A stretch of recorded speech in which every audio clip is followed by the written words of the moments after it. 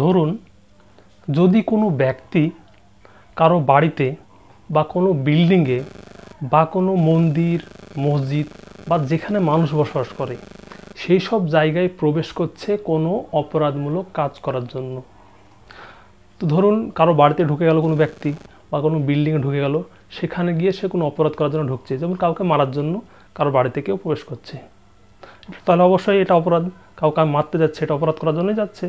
তাহলে যদি এরকম করে থাকে কারো বাড়িতে বিল্ডিংয়ে প্রবেশ করছে কোনো ব্যক্তি কোনো অপরাধ করার জন্য, তাহলে সেটা ভারতীয় দণ্ডবিধি 448 নম্বর ধারা অনুযায়ী অপরাধ। তাহলে ভারতীয় দণ্ডবিধি 448 নম্বর ধারা অনুযায়ী যদি এরকম কেউ করে থাকে, কারো বাড়িতে বিল্ডিংয়ে মন্দির মসজিদে কেউ প্রবেশ করছে কোনো অপরাধ করার জন্য, তাহলে 1 বছরের জেল বা 1000 টাকা জরিমানা বা জেল জরিমানা একসঙ্গে হতে পারে। ভারতীয় আইন সুন্দরভাবে জানতে হলে এই চ্যানেলটি লাইক শেয়ার ফলো করে রাখবেন।